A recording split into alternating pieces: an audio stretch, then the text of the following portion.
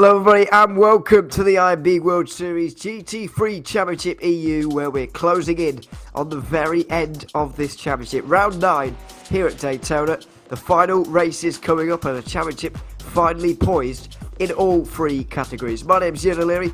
I'm alongside Zach Sweeney here for this evening. Zach, it's good to be here. We're good to be back once again after the week off as well. Championship has changed just a little bit. We've got 3 very close ones, though. It's going to go right down to the wire. It is. Fortunately, we've taken the rule away that you can't take your drop score on the final round, so it just invites the slightly more interesting dynamic in terms of the championship. And all throughout this season, to be fair, we've had the potential for such a good championship finale, and it is coming down to this. The last 2 races, they've had the break week, they've had week 13 to chill out, get back into it, and now it's real crunch time. It certainly is, and it's turning into a bit of a 2-horse race in the pro standings. Neil Butler and Stuart Reynolds are separated by 24 points at the minute. Can't see Albin Kjellberg in here at the moment, by the way. Didn't see him in qualifying.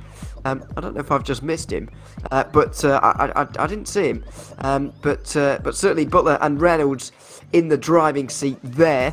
In the Pro-Am standings, Lucas Romano still leading the standings, even though it's not a big lead. I'm not actually sure he's rescinded that lead at any point in this season. He's been at the top every single round, but he's not been as dominant as that might suggest. John Williams only 37 points behind. Michael Patterman's still involved. So Jeremy De Boyver, Stuart Winers, Liam Mahern, and all of those drivers on your screen actually in that top 10 can mathematically get involved.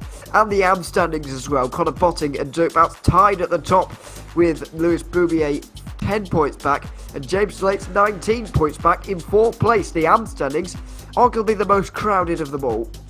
Yeah, wow, that is obviously after Mosport, the dynamic really shifted in the AMs. You thought it was just going to be between the 2 teammates of Louis Boubier and Connor Botting, but wow, now we have Dirk Boutz and James Slates into the mix. So let's see how that one turns out. Of course, in the pros and the pro-ams, it's sort of diluted just a little bit, but of course, with the way this season has gone, how quickly it's shifted. I mean, things can go wrong at the blink of an eye and can really turn things on their head. So do not think that just because they've got a 24-point or 30-point lead, whatever it is, that it's a done deal, because over the next 4 races, there's going to be a lot of action, and I'm sure a lot of surprises along the way too.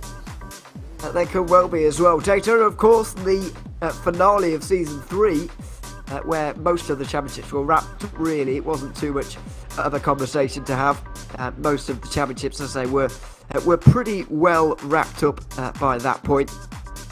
But it's still going to be an interesting one here on this occasion. We have, though, as you mentioned, Zach, had week 13 in the middle there, in the middle of the last 2 rounds. So we'll see how that affects these cars, because, of course, the iRacing BOP will have changed, and the feeling of all of these cars may well have changed as well. Yeah, definitely. I mean, it can really shift a car on its head. We were talking about it just before the break week, actually, about how a car can feel this way going into this point in the season, and then as soon as week 13 goes round, the updates roll out, it can feel very different, and that has been the case from a number of drivers. So I guess we'll have to wait and see. 10-car pro field headed by Neil Butler here for this race at Daytona. Stuart Reynolds just behind, with Callum Beam at third and Chris Chatterton in fourth. Andy Miller is riding out the top five alongside Kieran Smart. Then it's Oyush Yamantas and Harry Wills on row four, with Thomas Dandridge and Lee Holmes rounding out the 10-car pro field. Lucas Romano is on pole here, as well as leading the standings. He's got Michael Patterman alongside him. Liam Ahern and Eshravel Haddad will share row 2, with Felix Pale rounding out the top 5. Francois Perdreau will be 6th ahead of John Williams. Jeremy De Boy for 8th ahead of Dean Timms and Juho Huutonen, who round out the top 10. Alex Bomberg will be 11th ahead of Edward Packer in that 12th position in the Pro-Ams. Then a bit further down we got Stuart Wireless, and then we get on to the AMS with Lewis Bouvier currently on pole there. Conor Botting second ahead of James Slater and Mark Bailey. Dirk Bounce rounding out top 5. Then it's Navarro de Boiva. Jerome Reigns is 7th ahead of Jurgen Knockout. Then Kurt Van Hohenacker, Gus Franken rounding out the top 10. Jesper Sharks will be sharing the next row with Glenn Humberstone. Then it's Craig Seal, Alistair Hatcher and Carl Pearce rounding out your grid. However, big news here on the formation lap. It looks like Stuart Reynolds, second place in the pro standings, may well have to start from the pit lane in this race. Oof, that is... Stuart Reynolds has really had an up and down season, unfortunately for him.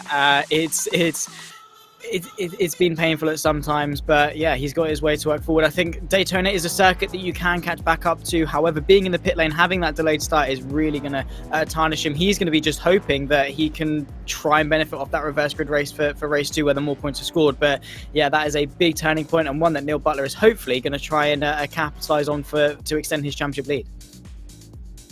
He's certainly going to be hoping so. So you can see the reduced 9-car field now making their way towards the Tri-Oval and getting ready to start this race.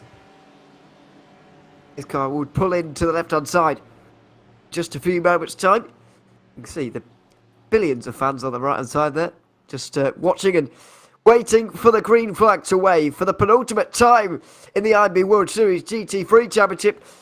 Neil Butler gets going. Chatterton alongside him on this occasion, but Butler, with the choice of when he gets to go, takes advantage and will take the initiative in towards turn number 1, although Chatterton's down his inside. Late braking into turn number 1. Chris Chatterton may well take the lead here as they go through turn 1, through the chicane and now into the International Horseshoe. It looks like Chris Chatterton may well have gotten that one, with championship leader Lucas Romano also getting away well in the Pro-Am standings right now. He's not going to get dived by Patterman, as Butler was by Chatterton, down in towards turn 1, and then it's about the AMS a little bit further back. Lewis Bouvier and Conor Botting on the front row together, an all Audi front row there. Let's see Lewis Bouvier choosing the outside line. I guess he didn't have much choice, but he's gone for it. He's chosen when to go, and he's taken the lead. But Neil Butler there, the only pole sitter not to take the lead through the International Horseshoe on this occasion, got absolutely dived there by Chris Chatterton. What a move it was as well from Chris Chatterton. Just was like, yeah, cool, sending one to the inside. This is a move here. Liam Ahern trying to get up the inside of Ashraf El Haddad. Might actually invite Felix Payal to have a bit of a look, though. It seems that the Dutchman is just going to settle in just in behind and able to settle in front of Felix Payal. Side by side here for the race lead. Neil Butler trying to come back at Chris Chatterton after being robbed of the race lead down and towards turn 1. Back up the inside of the Le Mans chicane. Getting that run through, though. Chris Chatterton back into the slipstream. That could help him as we see Juho Huutonen. Oh, my word. Didn't come to Mosport. He comes back here for Daytona and already seeing the same misfortune he's always seen. Yeah, it certainly is. As we go back to the lower end of the Amfield, looks like everybody's got through here, by the way, without any problems in any of the fields, I believe. Oh, actually, we might have seen some trouble in Pro-Am, actually.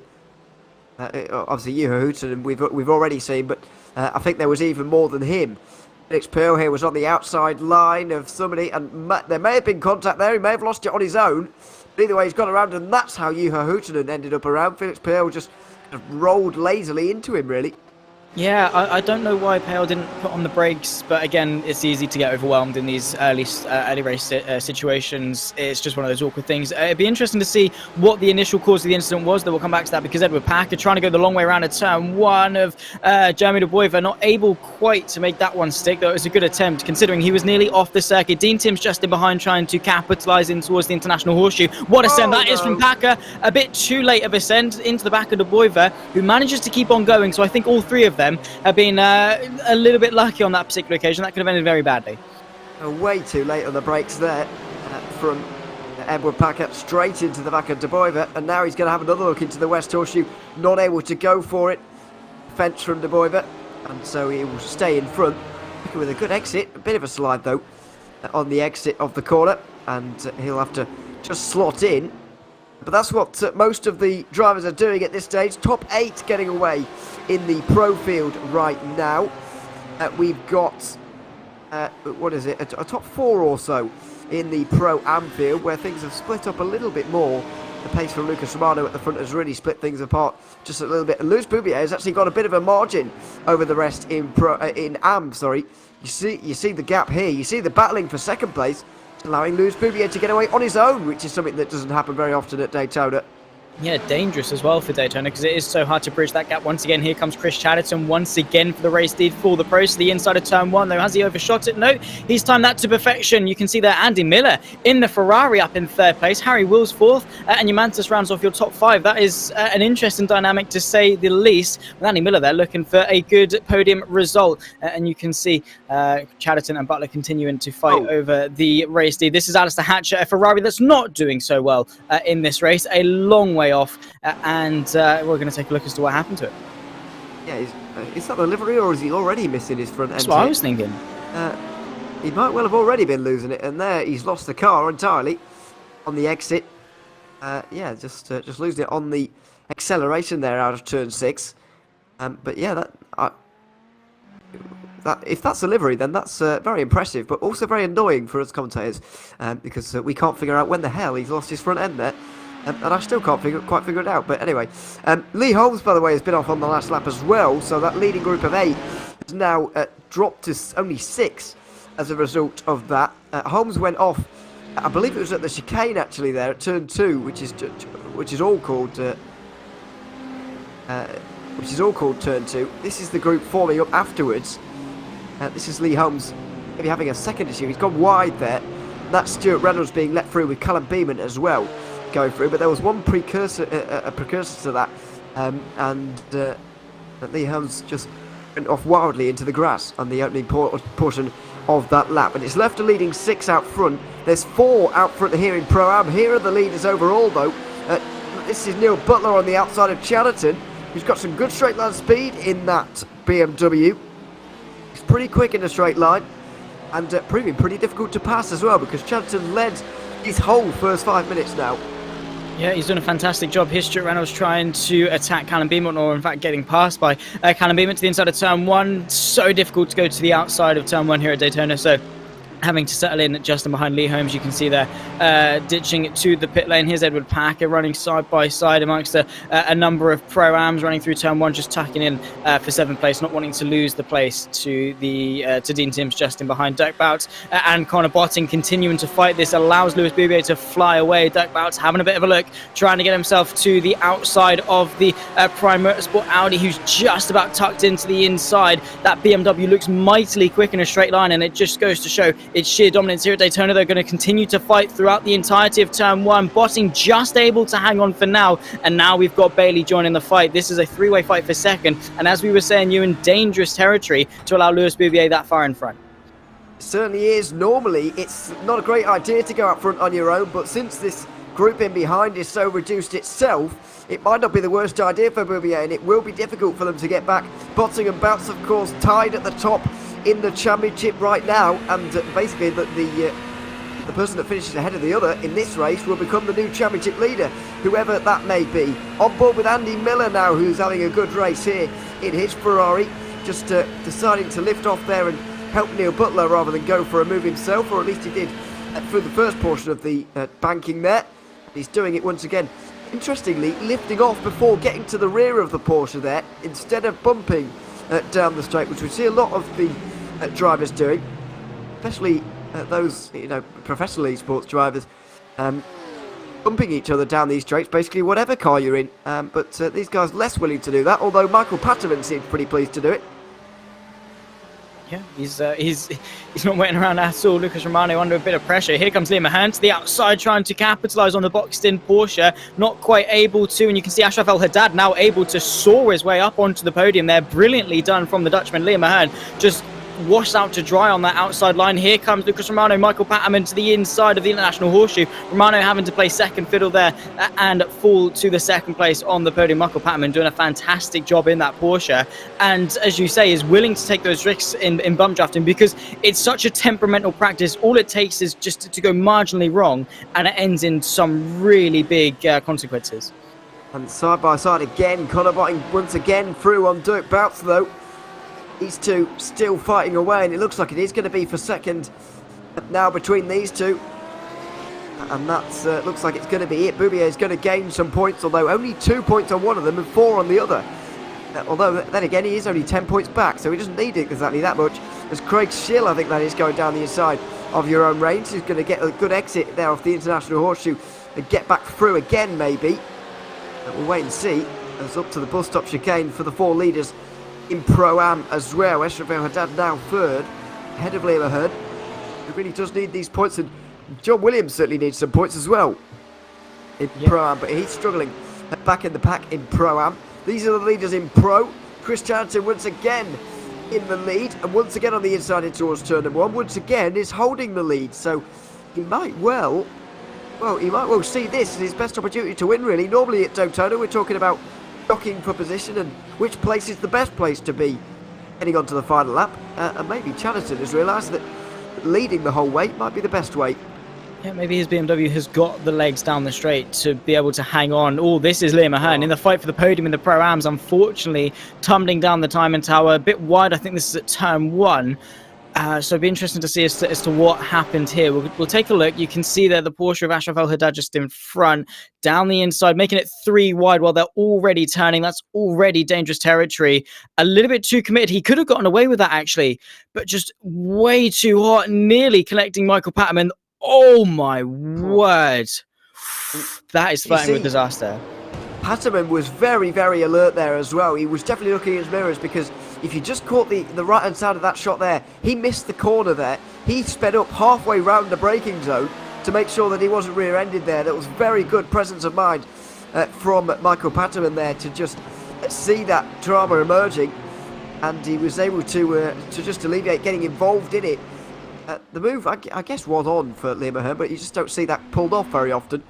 And we certainly didn't there, as Craig Schill also going off at turn number 1 there. It might well have been on the exit. It was. Jerome Reigns gets loose in front of him. Oh, Schill into the back of him. And I think Schill was going to give you Reigns the place back, but the driver behind Schill obviously wasn't able to react quite in time. Might have been Jürgen Knockout, actually. So a bit of contact there between those two.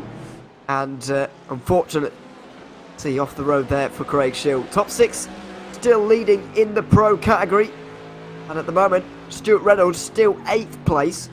I believe he's still got, he's got rid of Callum Beeman, actually. He is catching these guys, but I mean, 8.5 seconds, it's difficult to see him actually getting involved with this train and getting involved for the race win. It's going to take a lot of fighting from these guys. They are going to have to be down each other's throats for the final half of this race for Reynolds to even stand a chance, but considering he started from the pit lane, he's not doing half bad, is Stuart Reynolds. But yeah, you know, he's -6 places. He started, well, qualified quite high up on the grid. We'll come back to that in just a sec, because still fighting is this BMW versus Audi of Connor Botting and Dirk Bouts. You can see the BMW of Bouts on the right-hand side, going to try and catapult himself all the way, the long way round at turn 1. You don't often see that one done with such prowess, but he's managed to make that one stick and keep the place on the exit. Connor Botting, it was all aboard the train. He's now been overtaken. Could we see him tumble down, or is he straight back on the counter-attack in towards the International Horseshoe, side by side between the 2 BMWs of States and Bailey just in behind? 2 wide, 2 deep. Connor Botting's up into 2nd. James States making the most of all this carnage, up into 4th. Certainly is, and that means the 4 championship contenders, the top 4 in the championship, in the top 4, although briefly, as it's side by side again. Outside line for Dirk Bounce, he's going to lose out there in the West Horseshoe, and James Slates is going to prevail just in behind. But this is a group that's growing now, 6 of them, nearly all BMWs, as Craig Seals off again, but nearly all BMWs there, 6 of them. You just wonder if they work together, then they might be able to catch Lewis Boubier, but there's no working together within that group at the minute. Yeah, I don't know if they're just more focused on the second place rather than trying to catch. Maybe they've sort of anchored it in as something they wouldn't be able to do. But, I mean, it's worth a try, I suppose, at least for the next 10 minutes to see it out and then wait and see. This is the fight for the lead in the Pro-Am. Still got 3 cars in it. Michael Patterman, Ashraf El Haddad and Lucas Romano all in check. But obviously, Lucas Romano leading the championship in the Pro-Am. So I guess he has got a lot more to lose opposed to the 2 in front of him who are just here to try and get a good result. Certainly, Lucas Romano as well will be really enjoying this because he can gain a lot on John Williams with this as well right now. He's currently gaining 8 points as things stand. It's side by side. You just wonder whether they can work together. It's probably too late now anyway. We're past the halfway mark, but outside line for Dirk Bounce. He's late on the brakes. He cuts in front of the Audi. Done defending, but a nice move, and finally Dirk Bounce is up into that second position. Conor Botting replaced and down to third, as this is the kind of working together that we're maybe expecting a bit more of. Neil Butler here, I think, trying to push on with Chatterton, trying to reduce the amount of drivers in this front group so that they can fight this race win out between themselves. Yeah, that's the smarter option, just to head down. There's no point fighting this early on because you don't really gain much from it. You overtake, then bam, you're already susceptible to a counter-attack. So the pros playing the long game, even if it is just in a 25-minute race. We're just taking a look now at Glenn Humberstone. The Porsche does seem to be the temperamental car of the day, has been the theme for the entire season. So yeah, of course, new iRacing season, but same old Porsche, as you can see there, just getting it a little bit wrong through turn 1, flipping onto the inside wall. This is Jürgen Knockout, who had an instant down towards turn 1. Audi in front of him, just a little bit scared. Oh, Audi gets it wrong, and Knockout is just an innocent bystander and all that. That is just unfortunate. Yeah, that was Jerome Reigns he got contact with, by the way. Now, I don't think that's the last time they'll have contact today, or certainly not the first time they've had it today, I'm pretty sure. Because that was definitely a dive for third place there from Andy Miller. Not sure whether it came off or not there in the second place overall. I'm presuming it didn't, judging by our leaderboard. But yeah, it was. There was certainly a bit of a concertina effect going on. It's Conor Botting just losing out on a bit of time here as well. 1 second now the gap to Dirk Bounce. Maybe it was those guys. Andy Miller though, oh, he's around for a spin. Excuse me, it was the battle for second place in Am that got very close into the bus stop chicane. It's third place in Pro that has got off now. Andy Miller just hounding Neil Butler all day long, but just quick on the way in there, and goes for a spin. I think I'm not really sure whether Butler was a bit slower on that lap than usual, whether Miller threw it in a bit more. But yeah, straight into the back of the Porsche and straight around, I'm afraid. Yeah, our broadcast director, David Christie, is having a right field day with all these incidents. He's laughing to himself the entire way through. That was unfortunate for Andy Miller because he was doing a fantastic job in that fight for the podium, and it would have been great to see him do well after his space program mission at Watkins, getting to bounce back from that and fight for the podium. Would have been fantastic, but unfortunately that's going to have to wait maybe for race 2 or, of course, for the final round at Bathurst in a week's time. But yeah, again, a peculiar incident. This is the fight still for Pro. You can see their wheels on the low line trying to stay ahead of Kieran Smart and maybe get ahead of Yamantas to the inside because he's had to go the long way around. Will's hogging it tight on the inside of turn 1. Also, you can see that Kieran Smart following him through. Brilliantly done. And Yamantas washed that wide there through turn 1 and lost 2 places because of it. Yeah, certainly did. As Michael Patterman once again will let Ashraf El Haddad lead a little bit longer as we get into the final 10 minutes of this race. Top 2 getting away now overall in the lead of this race. Neil Butler will be a big fan of that. And Stuart Reynolds will be catching Andy Miller here as well. 2.5 seconds. The gap between the two. So there may well be a fight there a little bit later. Dirk Bounce still second. Conor Botting still third. I'm going to see if he can get through here. He's not close enough really, but he might well go for it anyway, considering what's gone on in this fight so far. Outside line, very late on the brakes again. Cuts in on the BMW, brakes late as well. And the outside there for Connor Botting will have to let Bounce in. Slates is in there in fourth as well. The group reduced to 3 just for the minute. Bounce forced to defend again into the International Horseshoe. It is going to be a race between a race to the line between those two. Yeah, can't wait for it because this race has proven to show great potential. I can't wait for race 2 when you've got a bit of a strategy dynamic in the mix as well. But yeah, Daytona always does provide some great action because of the slipstream, and of course when you run through the banking, the draft, and just keeping everyone nice and close, it naturally will bring about some great action, which is exactly what we're seeing here. Connor Botting, unfortunately, just isn't quite on the pace with the BMWs, I don't think, and has committed to try and anchor him down for that second place very early on. Of course, as we say, has allowed Boubier to run away out in front, margin of sort of about 7.5 seconds. And I think the BMWs around him would be fine with trying to catch the leader of Boubier, but I think it's Botting trying to salvage the highest position possible, sending the moves, fabricating these battles that have really held this pack up. Whereas if Botting sort of wasn't in the equation, they might be able to use that BMW speed to catch back up to the leading Audi. Yeah, let's see.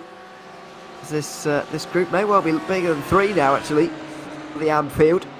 But Boubier, Connor Botting, very much closer to Dirk Bounce than he was on the last lap. And here we go. He'll have a bit of speed here. Oh, he pulls to the outside very aggressively. He didn't lose the car there. Gets up to the wall. That's pretty much halted all momentum that he had. He's on the outside. James Slate's not really interested in getting involved, but once again, Botting is so late on the brakes on that outside line. He just leaves himself too much to do on the exit. And even James Slate's now is going to try and get through as they go side by side through the chicane and towards the International Horseshoe. It should be Botting's. He's got the late braking with that Audi, and he should have the position on the exit as well. Slate goes very wide in an attempt to get there, but can't quite. And Dirk Bounce has gotten a few car lengths once again. Yeah, so Connor Botting quickly turning offense into defense and having to try and keep Slate at bay, but straight back into the mix of things, just making sure Bounce does not get away sort of to enough of a gap that the slipstream starts to fade away just a little bit. This is the fight for the pros continuing on now, a 2-horse race, because we've lost touch of Harry Wills, Smart and Yamanta, so it is just a 2-way fight between the BMW and the Porsche of Chris Chatterton and Neil Butler respectively. Chris Chatterton searching for a win here at Daytona. A little bit wide there from Kieran Smart, trying to saw his way to the outside of T1, but it's the same old. You just have such a long distance to travel that when you do get to the chicane, you just haven't got the speed to contest when it comes to the exit move, potentially for the race lead here in the Pro-Ams as well. We've got fights for the race lead, of course, in the Pros and the Pro-Ams, a fight for the podium in the Ams as well. This is a really intense final fight. It certainly is, and it certainly will be. Out of 4 laps, I think, including this one, the leaders. Well, maybe a bit, yeah, I think that's about right.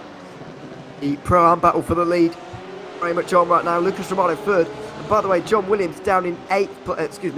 He's down in 7th place in those standings there, just behind Jeremy De Boyver, and so currently is losing 8 points to Lucas Romano, championship leader at the start of the day, and came into today with a 37-point advantage. That would extend out to 45, and when you consider that the gap, in terms of these points, it's 2 points a position in this race and 3 points every position in the second race. These kind of advantages for Neil Butler and Lucas Romano, to be fair, they're quite big advantages, really. Yeah, they're huge, especially this late on in the season, and when both of them really have quite decent gaps as it is. It's not sort of like that 4-way fight for the AMs where they're only separated by a couple of points apiece. For these guys, they've already got pretty big gaps, and they're already, extending them just even bigger. So, yeah, they're going to be absolutely laughing come the end of this race. Though we are still having a fight here for the podium between Kieran Smart and Harry Wills as they ride on across the start-finish line in towards turn 1. You can see Wills there inside line for T1. Smart learning from his mistake on the previous lap, tucking in behind. But that's the thing for T1. As long as you've got that inside line, you are pretty much invincible when it comes to an overtake. It's so difficult to get it done around the outside that as long as Harry Wills parks the car in the right places, they're going to have a tough time of getting through, particularly as we've seen the run to the line with the slipstream isn't as strong as we perhaps once thought going into this race. Yeah, it doesn't seem to be. Maybe that's part of the week 13 changes. I've no idea really. I'm guessing, gonna guess not. As Lee Holmes gets back underway again. I think he was trying to secure enough laps there to get points and benefit from the reverse grid as well, but I don't think he's going to manage that. especially with the damage that he had. He has completed 10 laps, actually, so he might be alright. He is going to be alright. He will start from pole, as Harry Wills has a woeful exit onto the banking there. Not sure how that happened.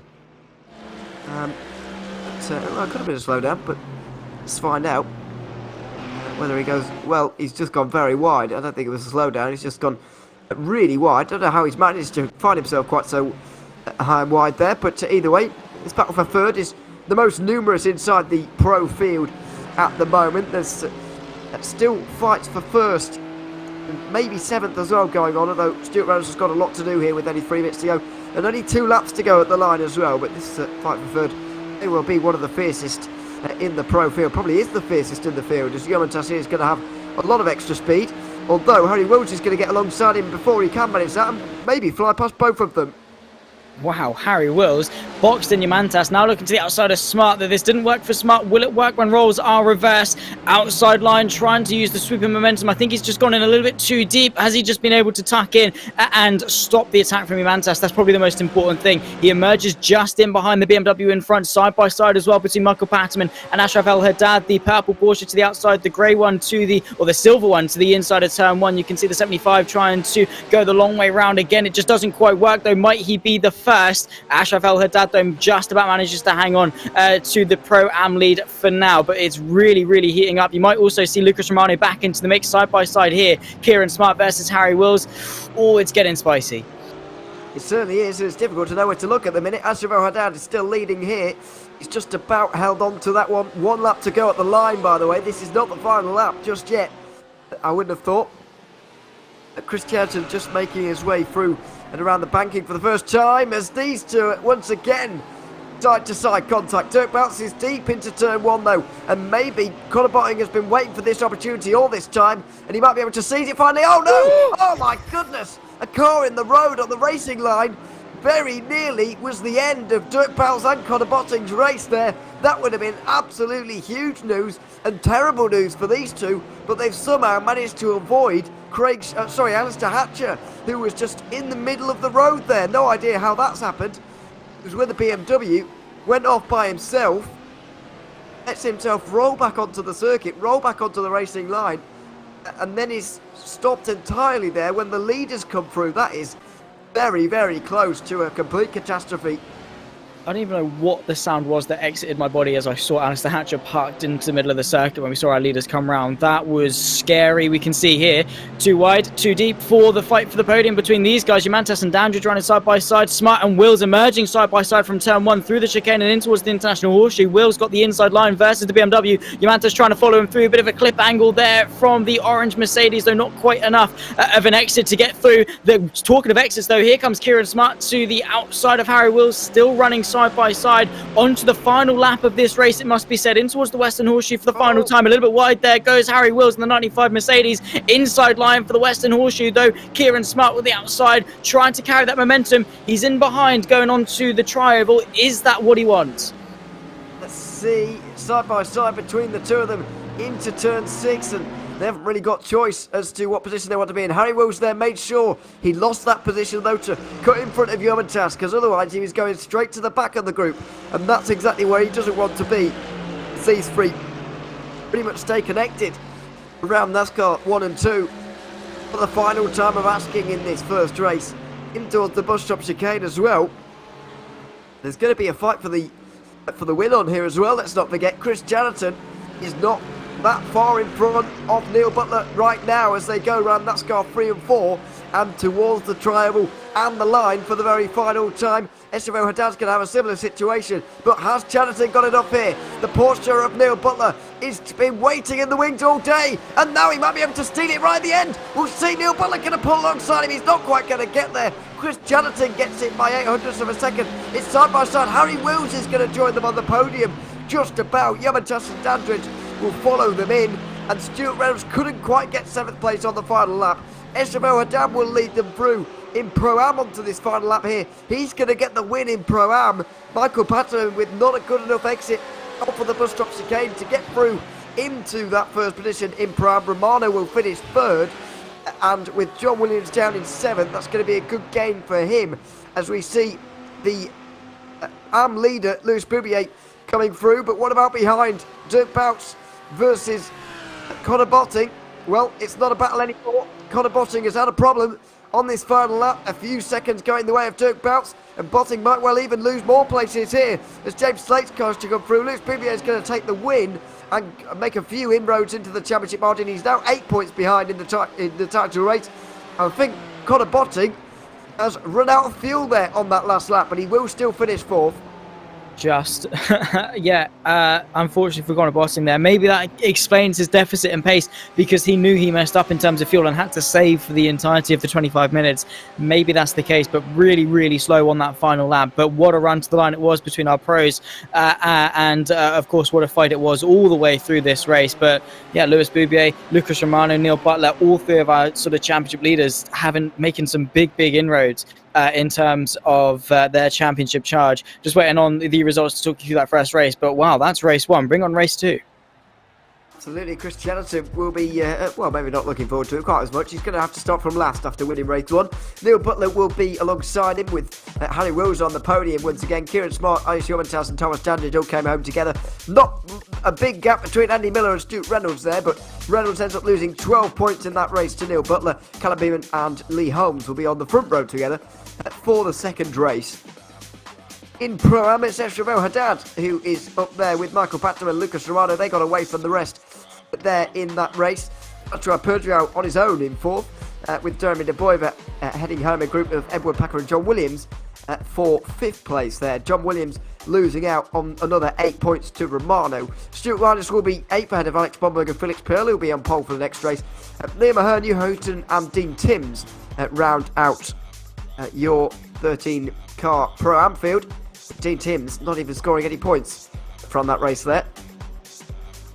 And finally, we have the AM standings as well. Lewis Bouvier got away and stayed away from the rest in all of that one.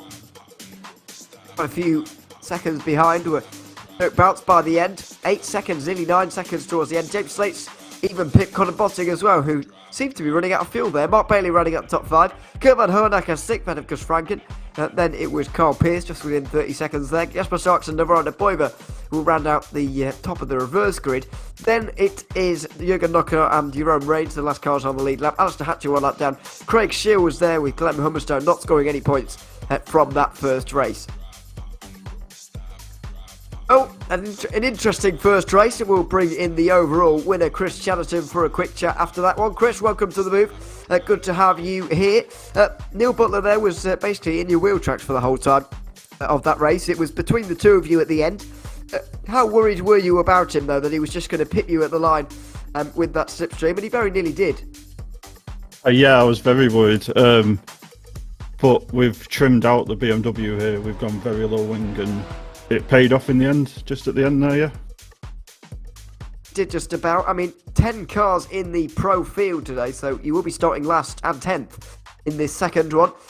Daytona is a circuit you can overtake at, but it's also one that has a little bit of a precarious turn 1. How are you feeling about starting from the back of the field?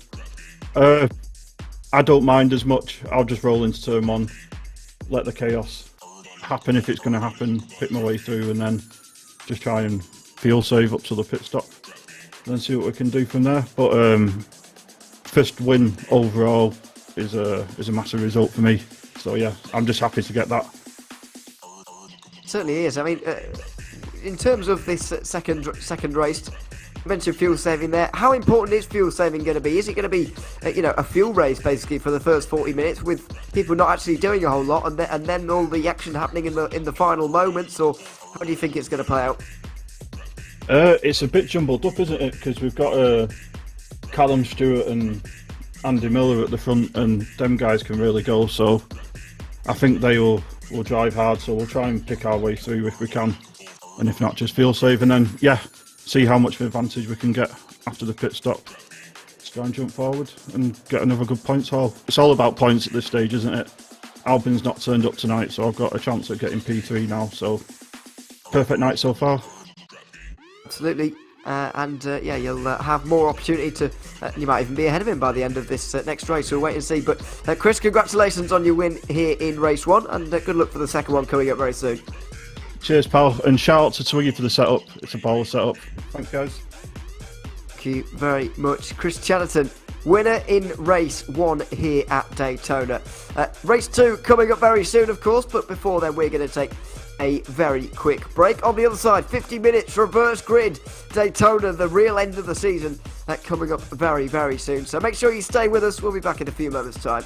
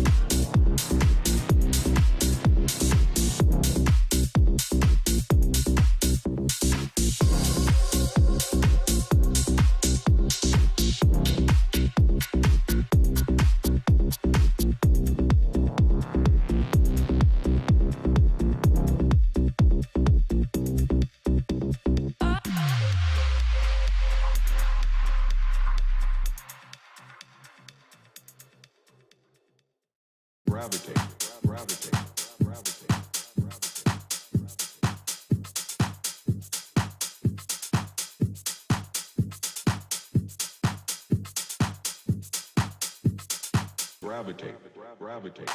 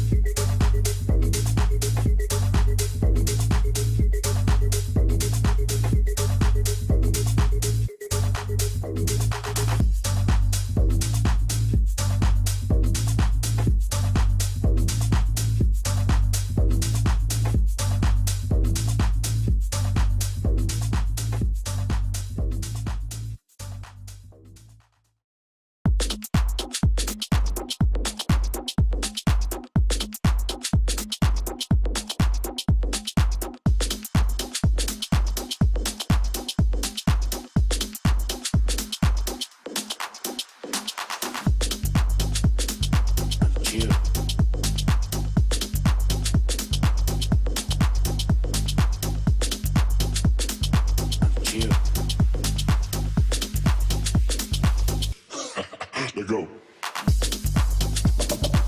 Chill.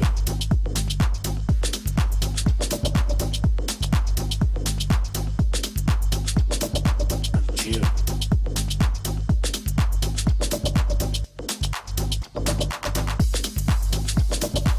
Chill.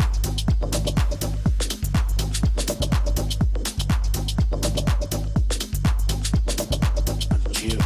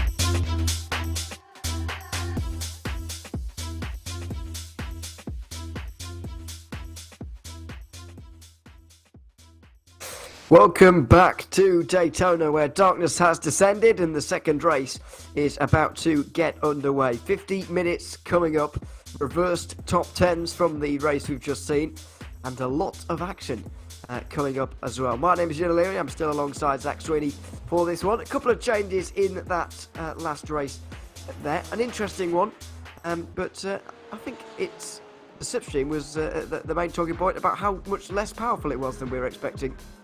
Yeah, it was weird. I was definitely expecting it to be a lot stronger in the sense that, as we usually see at Daytona, the person in second place in said train can just slingshot past on that run to the line, but we didn't really see that. I mean, the only example of it we saw was Harry Wills versus Kieran Smart on the run to the line. Even that was more a bit of side draft, and the fact that he was just able to hang on and was probably a little bit closer than those on that run to the line. So yeah, not as strong as we perhaps opened. So I'm sure the drivers are going to tune in from that, learn from it, and carry that forward into the second race here, because Chris Chatterton seemed already to be honed in on it with the fact that he wasn't really phased by Neil Butler at all on that run to the line for pretty much the entire race as well on that run in towards turn one. So the BMWs do look strong, and that might be a factor as to the difference that we're seeing in the strength for slipstream. The differences in the power of the cars is just making it seem like slipstream is a little bit less powerful.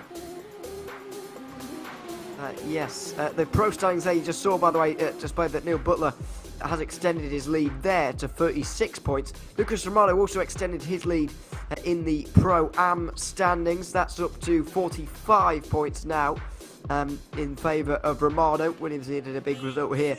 And in the Am standings, Lewis Bouvier has gained a few points. He's now 8 points off the lead. Dirk Bounce is now leading. Connor Botting 4 points behind. James Slate's 21 points behind. So it's all gotten very close in the Am standings just for the minute. In terms of the grid then, Lee Holmes will be starting on the pole position alongside Callum Bimmett. Stuart Reynolds will need a big performance here from third. He's alongside Andy Miller, who's also one of very quick drivers. Torres Dandridge rounds out the top 5 with Darius Yomatas in 6th. Kieran Smart and Harry Wills will be sharing row 4 with Neil Butler and Chris Chatterton rounding out your 10-car pro field there. Back in the Pro-Ams, we've got Felix Pearl leading the line there. Alex Bomberg will be alongside him with Stuart Ryan as third. John Williams will need a big result himself from 4th. Edward Packard will be 5th alongside Jeremy De Boiver. Francois Perdrao and Lucas Romano share row 4 with Michael Patterman and Eshero Haddad. 1 and 2 in the last race, 9 and 10 in this one. Liam Ahern 11th, and of Juho Huutonen in 12th, and then Dean Timms and Navarro De Boiver starting on the front for the Amfield. Jasper Sykes alongside him. Carl Pearce will be third ahead of Gus Franken. Then it's Kurt Van Hoornacker. Mark Bailey is 6th and Connor Botting. James Slates, Dirk Bounce and Lewis Bouvier. All 4 of those championship contenders, of course, to watch out for. Jurgen Knockout and Jerome Rains share row 6. Then it's Alistair Hatcher, Craig Shill and Glenn Humberstone rounding out your grid. There's some very, very strong drivers placed very high up inside these top 10s, and it's pretty much time for drivers like Stuart Reynolds, John Williams to put in big performances from a nice starting position. Yeah, it's their chance for redemption. Stuart Reynolds in that last race, in race 1, was the fastest on track, at least in terms of his overall fastest lap time of a 43.6, I believe he managed to post during the duration of the 25-minute race 1. Starting on third, of course, he's got Callum Beam and Lee Holmes in front of him, both of whom he was able to get through in race 1. Shouldn't be too difficult for him, and he's going to have to use the factors of a reverse grid race to his advantage, just to try and stretch an advantage in the early stages. Same too for Andy Miller, trying to recover from what could have been in race 1. Absolutely. Here comes the pace car up towards the triangle. The pro car's leaving the pace car, a very big gap there. But either way, it's under the discretion of Lee Holmes here, who will be in charge of the field. And he'll wait a little bit longer than Neil Butler did to get going. Now he finally does. And he'll take a nice couple of car lengths into the first corner. You'd imagine Stuart Reynolds holding firm on the inside there. He wants second. And it looks like he's going to get it. He'll force his way down the inside of the Porsche of Callum Beeman. And that will be that. He's into second place with Beeman down to third. Then in fourth is going to be Andy Miller with Neil Butler, Chris Jansen 1 and 2 in the last race, staying where they are through turn 1 on this occasion. Up towards the line, it's a long wait for the Pro-Ams, led by Felix Pearl as well. Pretty much goes at the line there. John Williams anticipates it. He goes on the outside line now.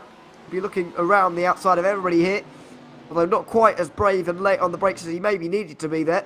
He'll be forced out a little bit wide.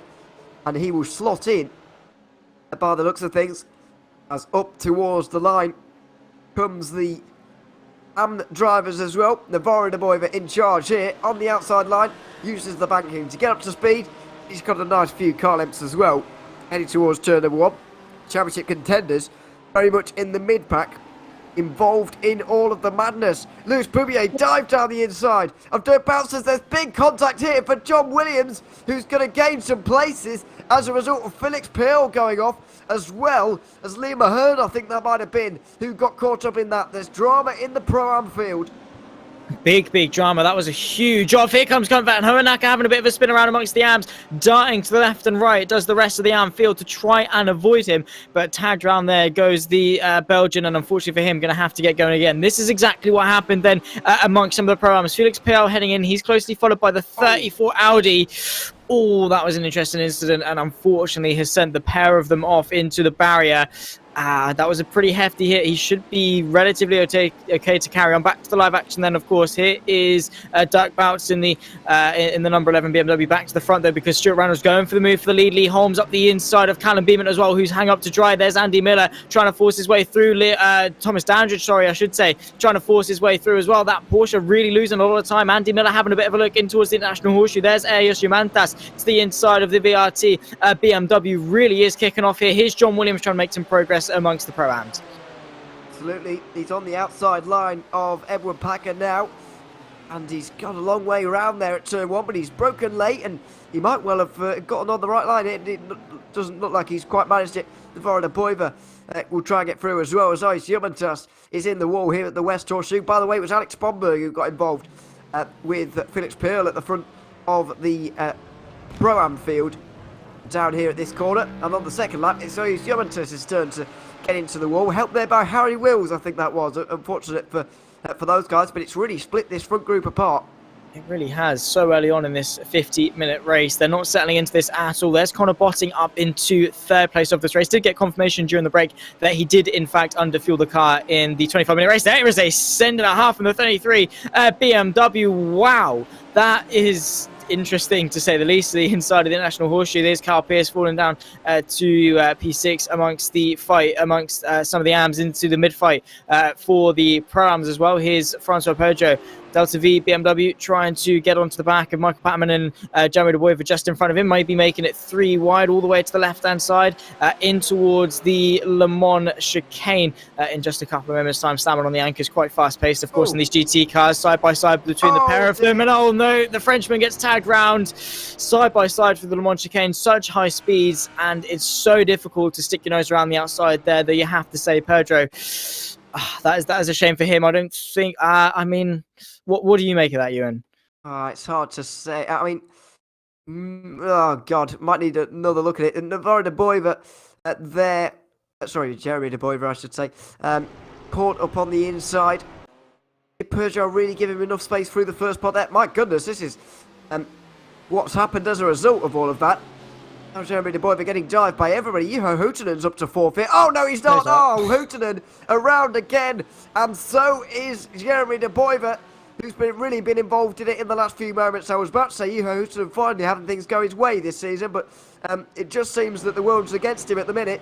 But 3 wide into turn 1, it did filter its way through. Hootenen was into 4th, and then de Boiva just seemed to get into the back of him here.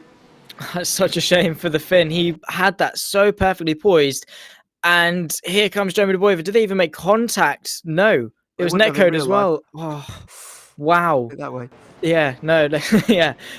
Some phantom play at work with that one. Oh, that's gutting for you, Hooten. Unfortunately, he was able to carry on going, but Jeremy de Boiva didn't even make contact in that and was still sent off. Here is Connor Botting.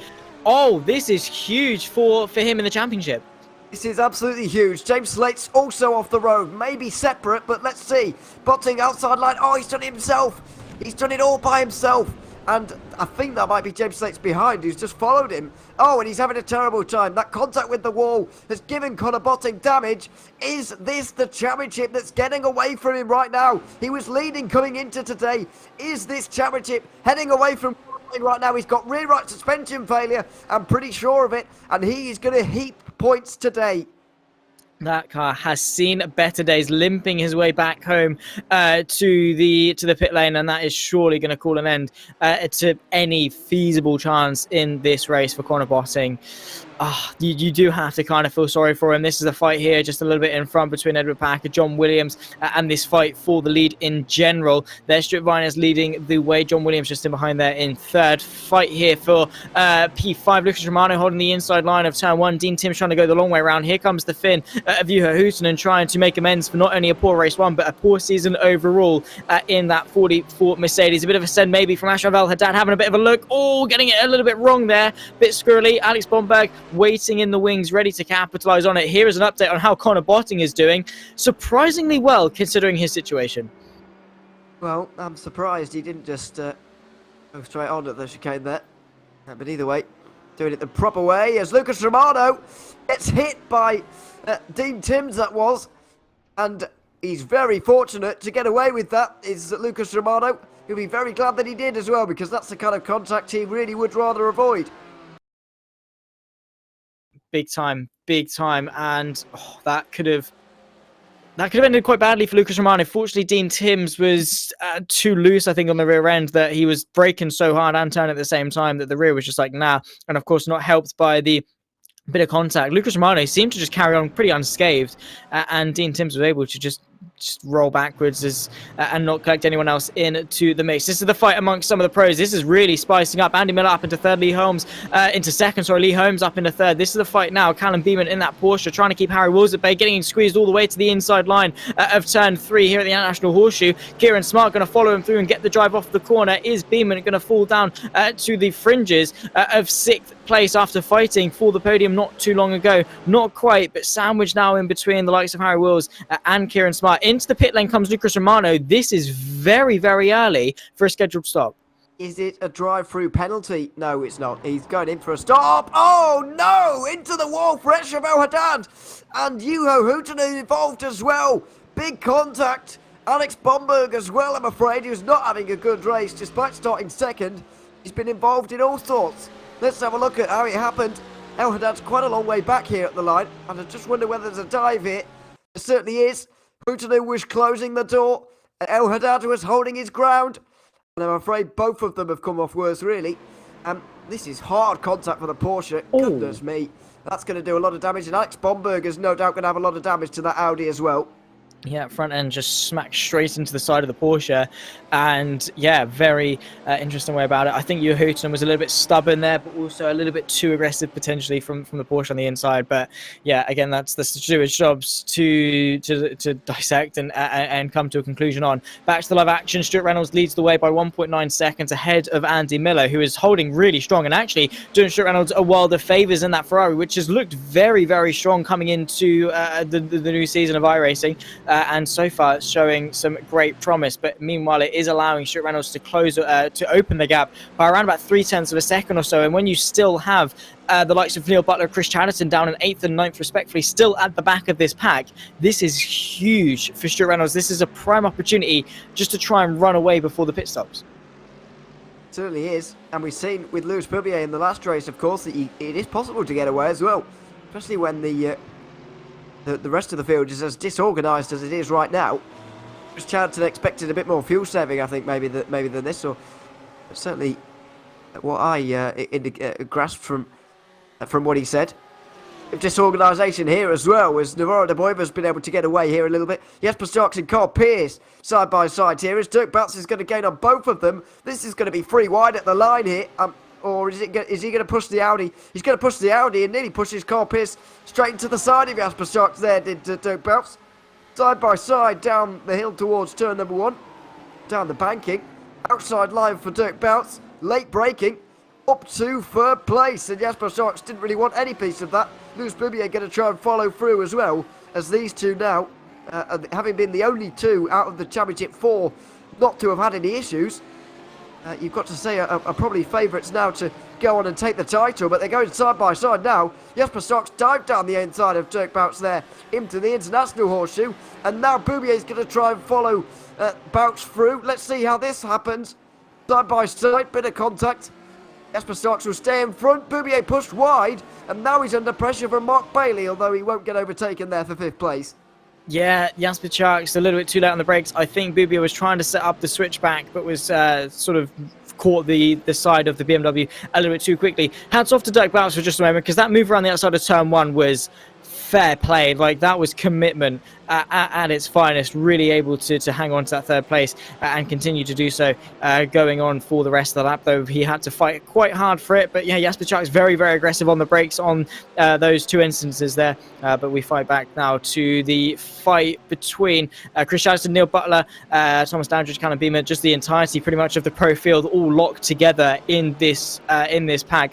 All 9 of them left still running, apart from, of course, Stuart Reynolds, who was about 2.5 seconds clear of Andy Miller out in front. But yeah, great action that we're seeing amongst some of the pros. It should sort of fizzle out after the pit stop phases, but hopefully not. Hopefully we can still have a good A-car train for the pros throughout the rest of this race. This is also a pretty good train amongst some of the AMs as well. Lewis Bubia trying to carve his way through the field. Outside line versus Jasper Charks as they tick off yet another lap in towards turn 1. Again, it's really hard to make this one work, though the Audi does seem quite nimble. Outside line and is just stuck out there. You can see there the BMW finding his way through. Jeremy De Boyver just in behind. Oh, big crash. Contact! Boubier was involved for sure there, I'm sure of it, as there was contact between 2 of them off the road as well for a couple of them back in the Anfield. That was with Mark Bailey. Boubier is still in 6th place, but he was able to just cut across the corner. There he is, covering. I think he's survived without too much damage. Let's see. The 2 of them are just going to get connected here. And Boubier is going to go across the road onto the circuit in the opposite direction. He's going to hit the wall quite hard there. I've never seen that before. That must be the biggest slowdown ever given out for that.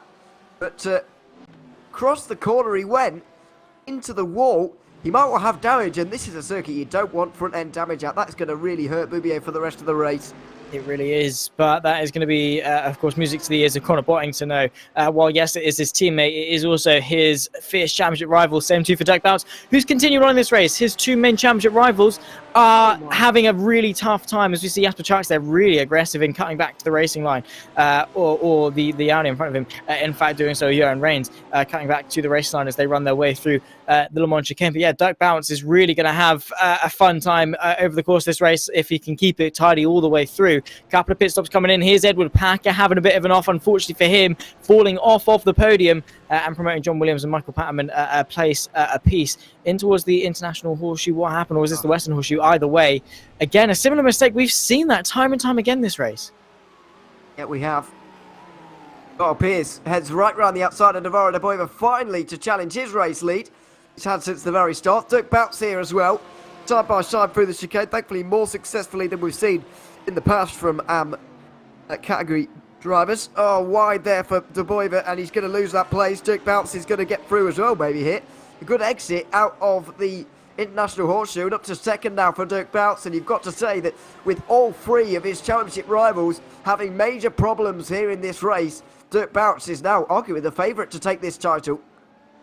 Yeah, a really big swing over the last couple of events for Dirk Bouts to get himself into contention and make himself the favourite. This is, you can see Lee Holmes and Kieran Smart running side by side. The blue BMW on the outside trying to work his way ahead of the Mercedes and get himself up into 4th place and follow in Harry Wills' footsteps. Inside line for the International Horseshoe, late on the brakes as well. You can see Neil Butler in that 41 Porsche trying to follow and use that open gap to force himself into contention as well. Callum Beeman side by side with Thomas Dandridge as well for the final pickings of this pro field, and at the moment it is going to be the Porsche that reigns supreme. This is Jehouten versus Dean Timms for P7 amongst the Pro-Ams, and this is a fight that has been carrying on for a while, and this is a fight that's going to continue on because they just completely freight train past the 34 Audi.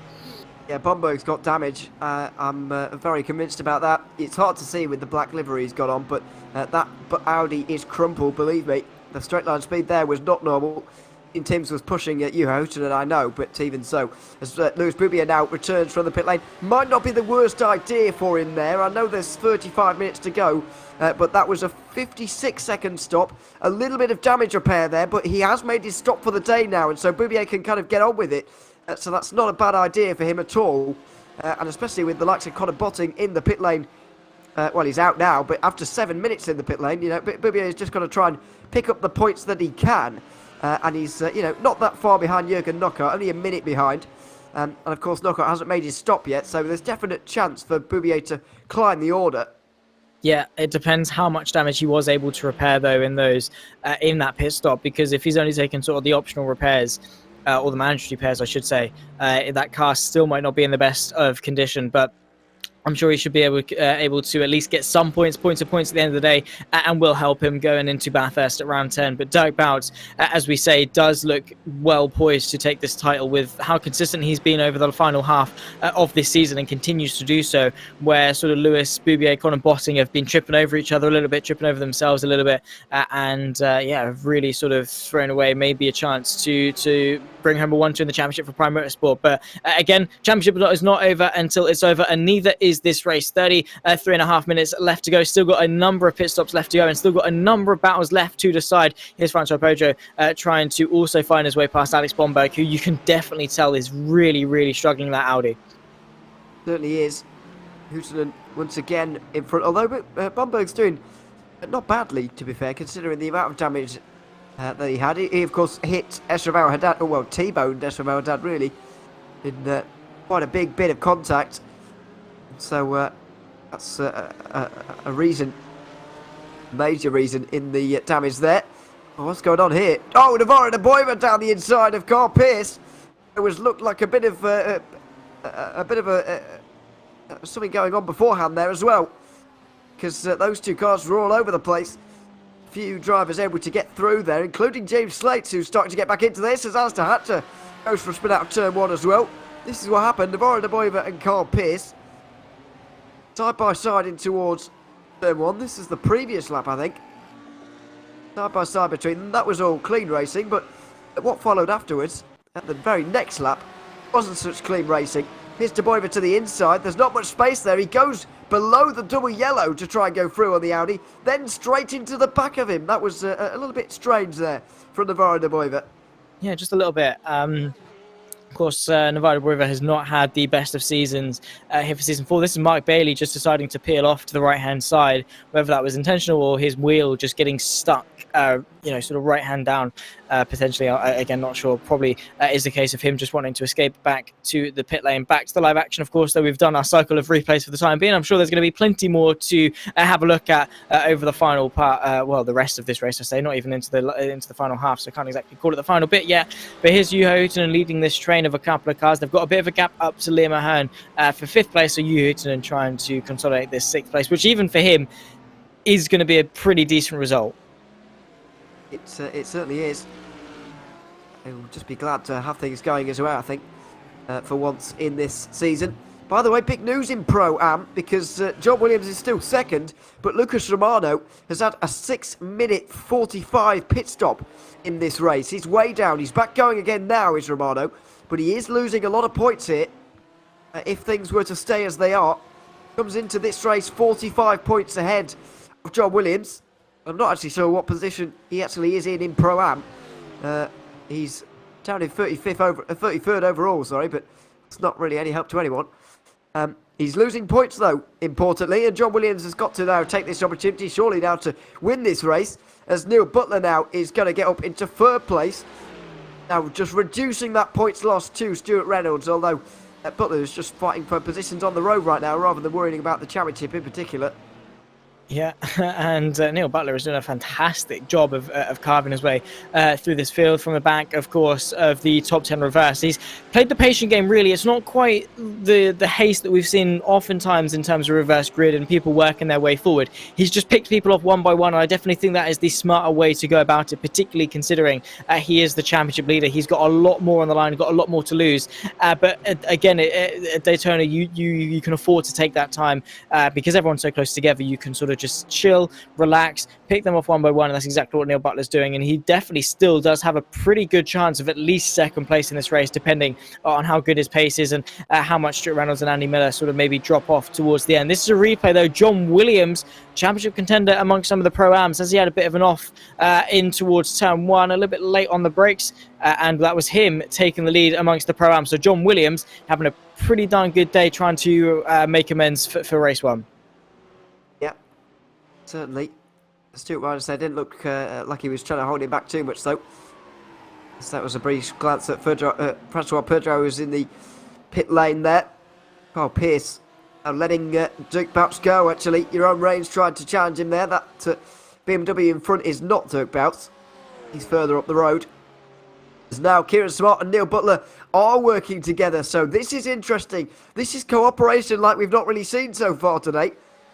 And I was expecting a bit more of it, but clearly Kieran Smart and Neil Butler may well want to actually catch Andy Miller, bring him along for the ride, and maybe still try and win this race, which will be absolutely massive for any of them. This is, I mean, I'm amazed it's taken us, you know, an hour and 10 or more into our broadcast for us to finally witness cooperation, but we finally are here in Pro. Yeah, I mean, it's way too early in this race, I think, for people to anchor down and try and just hang on for a place like we saw over the course of race number one.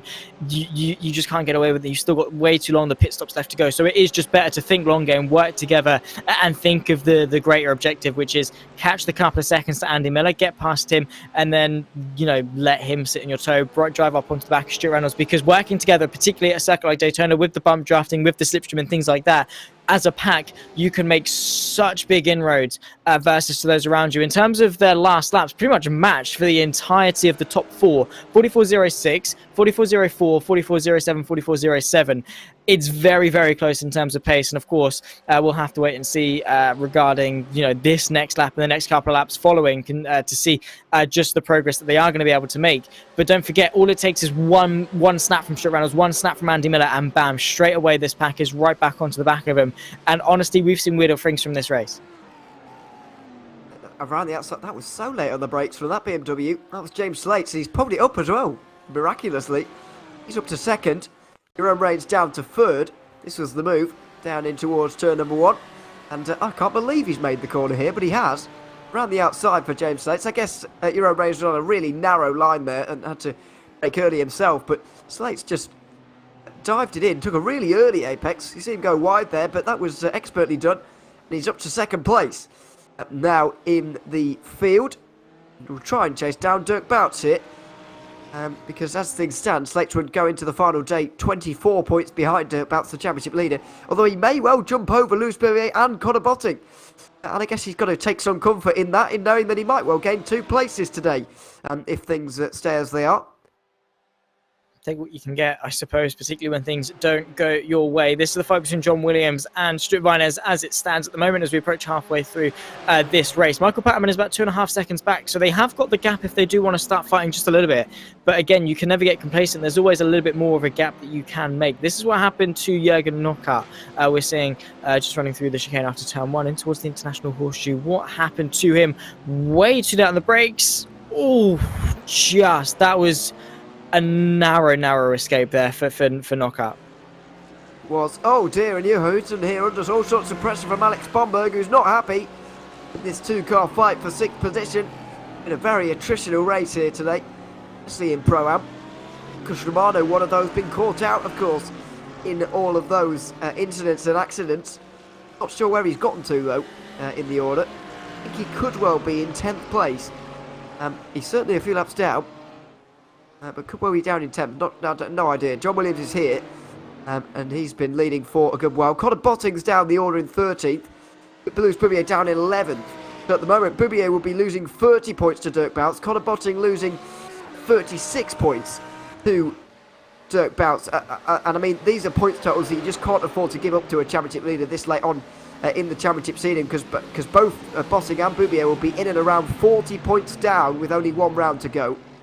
Yeah, it's going to be very difficult. This is really kicking off amongst some of the pros here. Kieran Smart getting swamped, sent, of course, by Callum Beeman as well, who's looking to the outside. Harry Wall's a bit shaky just in behind him, trying to go to the inside, follow Kieran Smart through, but he's being under pressure from Beeman, who's trying to stick his nose the long way around at the outside of the International Horseshoe. Not quite able to work on that particular occasion, though. He's still got his foot in. Has he got a nose ahead in towards the bit of a left-hand kink in towards the western one? Not quite close enough, but you can definitely tell that Kieran Smart is under a world of pressure, darting his car to the inside under brakes there to just cover off the Porsche and discourage a bit of a move. This fight is, of course, for the podium. And what seemed to be quite a passive group to try and catch has sort of turn into people trying to squabble for position, particularly with Beeman trying to get past Kieran Smart. They are gaining, the pack is working. They caught 5/10 on Stuart Reynolds on that last lap, so I don't know why they would want to risk that and change things up. But yeah, but they got the gap down to as low as 5.5 seconds, and now it's up to 6.5, and it's not getting any better with Callum Beeman on the inside of Kieran Smart, who I think is trying to organise this group. But you do need, well, more than 2 to tango in this particular situation. You need about 7 or 6, whatever dance that is. But anyway, they're not really organised anymore. Chris Chatterton will see if he gets into the back of Neil Butler here and bump drafts, or see if he wants third place. Let's see. Oh, sorry, what's third place by the end, but what about right now? Well, he's going to get to the back of Neil Butler and start pushing. This is what they need. I know there's nearly 25 minutes to go, but, I mean, they haven't got all the time in the world here. They do need to get on with this. They do. They've only got half this race left to go, and it's taken them this long to settle down. As you say, it took them about an hour and 10 of broadcast time to actually settle down and think, hang a minute, guys. Let's actually work together here. This is going to help us gain more points than we can potentially get now, because we've got Stuart Reynolds and Andy Miller, who started at the front and haven't looked back since, whereas we've had to fight our way through this pack. But yeah, it's just a better option, better for the overall objective, and if they can all benefit from it, then they're going to love it. But there's also going to be those the naysayers in the group that are like, are we really going to catch? And then they can use that sort of pessimism, I guess, to capitalize on some vulnerable people who are banking on the fact that they're going to work together. So maybe like Callum Beeman or Kieran Smart are going to say, hang about, we're in a pack here. These guys aren't particularly willing to fight, so I'm going to use that as an opportunity to work my way through. But yeah, it just depends on who's willing to work together, and it's one that everyone has to be in agreement on, because as soon as one person starts the fight, everyone then gets on it, and then it just tarnishes all your progress, like we've already seen with that train of pros. James Slates is catching Dirk Bouts here for the lead in Pro-Am. In Am, I should say. Got a bit of slipstream there off one of the lap cars. Not sure who that was. But one of the other BMWs. Giving him a little bit of a draft, and now the gap's down to 1.3. Important here. Very, very important for all of these drivers. Because this is the difference between James Slates being 24 points behind Dirk Bouts by the end of the day, and 18 points behind. It's not much. And Slates has still got the odds stacked against him, even if that was to be the case. But even so, he'd rather take those 3 points than not. Every little helps when it comes to points, especially this late on in the championship. You will take what you can get. Side by side here, Chris Chatterton versus Callum Beeman. They're in this pack of cars, trying, let's remember, to catch the front two. But yeah, really sparking some form of a battle. Callum Beeman really aggressive on the brakes there, trying to close the gap to the BMW. Neil Butler holding firm, leading the way. I think he is just so disconcerted with fighting that he just wants to lead the way and not get dragged into anything. Talking of lead fights, this is the fight here between John Williams and Stuart Vines, who continue to work together despite the fact they're already clear of Michael Patterman. They're continuing to not put that much pressure on each other, just to make sure that come the end of this race, it's still a 1v1. Side by side between Liam Ahern and Edward Packer. This is a good recovery from Liam Ahern. He wasn't caught up, by the way, with Felix Pearl at the start of the race, as I initially said at the time. But he did also have an issue separately to that on lap 1. He's now recovered. Edward Packer down to 5th place. As, well, this gap now balloons to over 7 seconds. It doesn't look like it's going to happen. Stuart Reynolds has got more than 3 seconds. He's extending it to Andy Miller. These guys are not helping themselves. They're shooting their own foot here, or each other's foots. Yeah, they're going to finish way down on Stuart Reynolds if things carry on as they are. The battle for the lead, though, in Pro-Am and Am definitely look like they're going to continue to develop. Yeah, I'm all here for it, because who doesn't love a fight for the race lead, particularly when it comes to these guys and the season that we've had amongst all 3 categories. It's been so good to have the introduction of the 3 categories. And last season was really, really good, but this season has just taken that to the next level. And yeah, it's been awesome to see Kieran Smart, the first of those amongst the front group in the pros, into the pit lane. Stopped a little bit there, maybe struggled to find his pit box just a little bit. That's going to cost him a couple of tenths of a second at least. But sparking now probably the chain reaction of pit stops that we're going to start to see from the front. Absolutely. Neil Butler still leading this group, and if he were to finish, he would limit the damage to only 6 points. Of course, even a 5th place finish would only get him back to where he started at the start of the day. Did gain 12 points in the last race. on Stuart Reynolds. And a 5th place finish here with Reynolds winning would end him up losing those 12 points he just gained, so he won't mind that too much. I wouldn't have thought. That would reduce it to 24 points by the end of the day. This point system does aid in keeping things very close. We've seen with the Championship especially, but when you're trying to come from behind and gain a lot of points back, it's very hard to gain a lot of points, and so particularly Neil Butler and Lucas Ruano at the top of Pro-Am, and arguably Dirk Bounce as well with the way this is developing in AM. They're looking pretty secure with championship leads, and we saw it last season as well. I don't think the championship leader actually changed from the start of the race until the end, even though there was kind of, an interesting race surrounding it. I don't think the actual eventual winner changed at any point in any of the two classes last season either. Yeah, definitely. And things really are heating up. It's been awesome to see. Really have enjoyed this season, how it's has developed, and we've just had so many memorable moments as well. Here comes Harry Wills pitting off to the left-hand side and into the pit lane. Same two Stuart Reynolds from the race lead. Andy Miller, Neil Butler, Callum Beam and Chris Chatterton all carry on. So yeah, this will be interesting to see where they come out relative to each other. Of course, Neil Butler is going to have less of a tank to fuel up. So we do often see sometimes the pit stops can shake things up, particularly when things are so close. It can cause things to spread out. Certainly can. See Stuart Reynolds now leaving the pit lane, and as are a couple of others at the very same time. There goes Reynolds through your shot. One of the BMWs as well. That's, could be Jasper Sharks there. Some of the Pro-Ams and Ams indeed as well. Kurt Van Hoornacker was in there, so was Jurgen Knockart. And Lewis Boubier able to close in on all of those drivers, but he's still a good half a minute behind them, I'm afraid. So he's got a lot of work to do here in this one. Stuart Reynolds pit stop 16 seconds. That's about where you'd expect to see him. Kieran Smart still quite a good few seconds behind him here at this stage, nearly 10 seconds behind, so Stuart Reynolds I think he's going to hold on to the lead here. Yeah, seems to be the case, because there was no way there was that big of a deficit in his pit stop and over the course of his in lap and out lap. But yeah, be interesting to see still this fight for second place, because that does seem to be where the action is at. Stuart Reynolds has done such a good job in this race, and that's exactly what he was meant to do for race 2, starting in 3rd place, and after the poor showing in race 1, had to bounce back here for race 2. So taking a fairly sizable victory is pretty much the least you could have asked for him. But Neil Butler going very long relative to everyone else. He's really stretching this as far as he can. Yeah, we'll see how short his pit stop is as a result of that. It could well be very short indeed. We'll wait and see if that benefits him and maybe gets him out front, out clear into 3rd place, that he'll be able to consolidate for the rest of this one.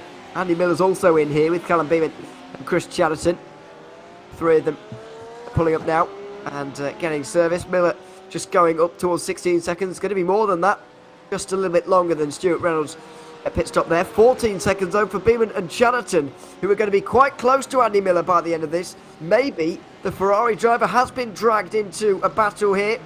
Well, I don't think he's quite going to... They're going to grab the slipstream of him just yet. They're not quite close enough for that. But they are a lot closer than they were previously, as Kieran Smart comes around that corner. Sorry, Chris Chatterton comes around that corner, I should say. Towards Callum Beeman. He will slot in just behind them by the looks of things. There's Miller. Might well be dragged into this battle, although that is a fairly sizable margin. He might just be able to hold on to 2nd place.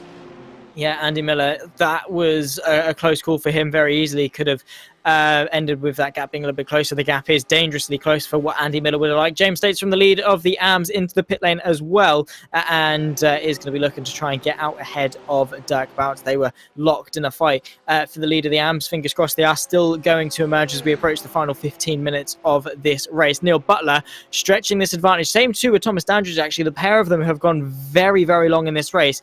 Are they finally going to come in? I mean, this is some of the longest we've seen cars stay out here at Daytona. He is going to come in. But 35 minutes at a circuit so fuel demanding as Daytona, that's impressive.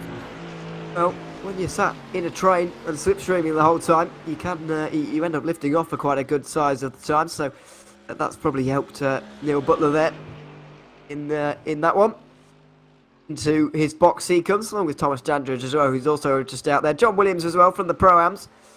It's Neil Butler's pit stop now, just towards You'd expect at 14 seconds, 13 seconds in for Neil Butler, so he might well be ahead or near to Andy Miller here.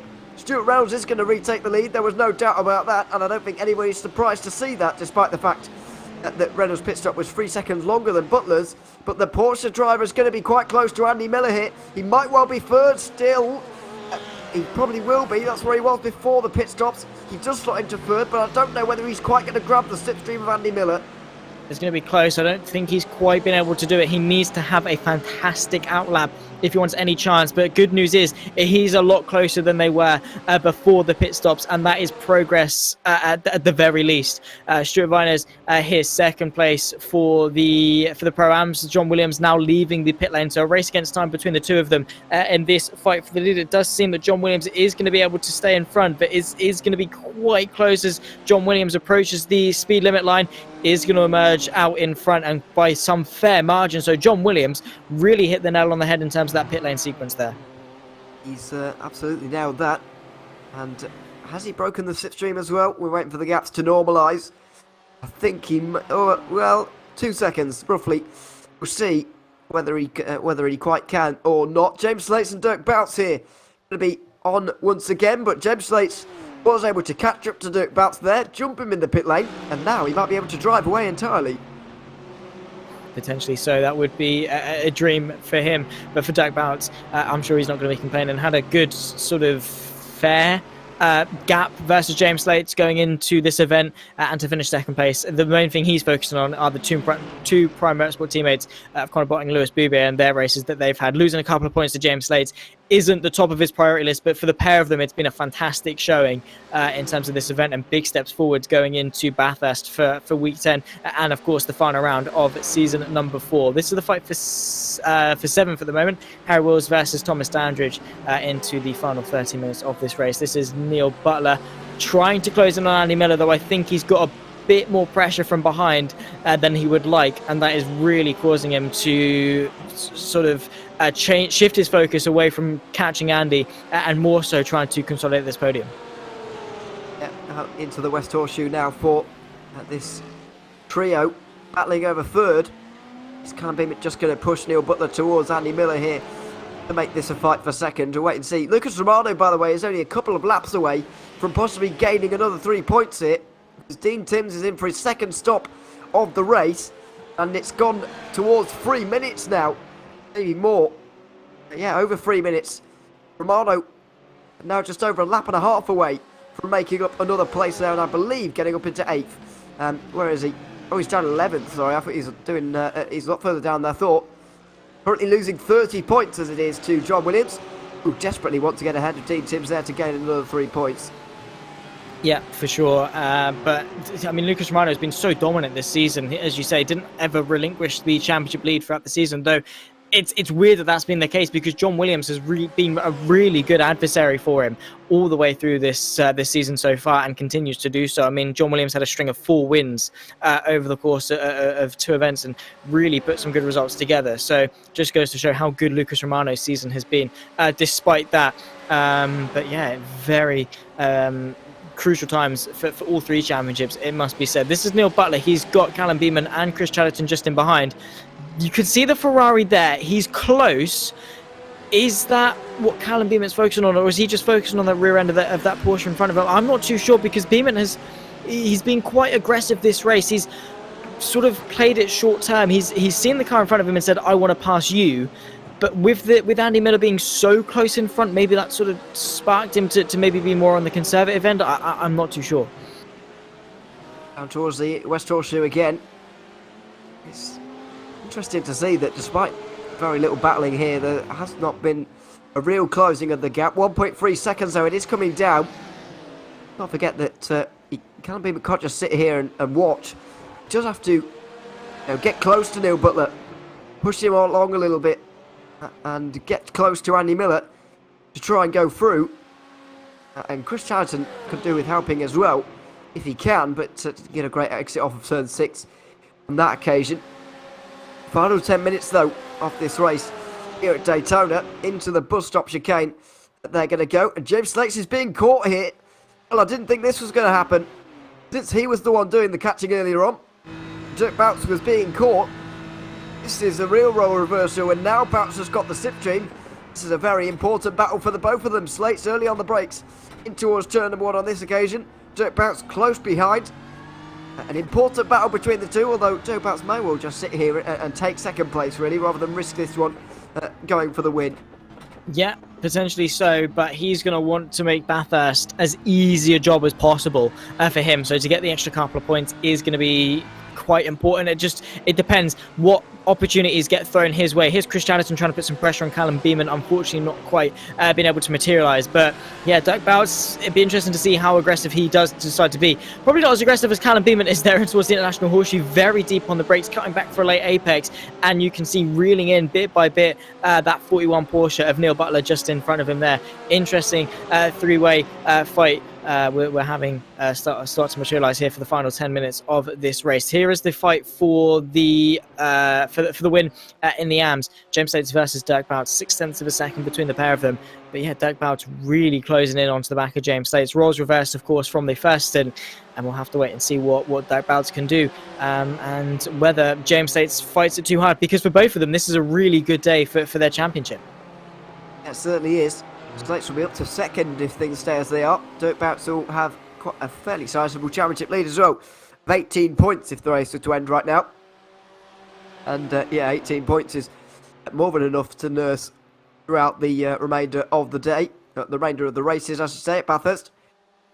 As James Slate's now taking an interesting line around the banking. Taking the high line, which is something that we don't often talk about or see a lot of.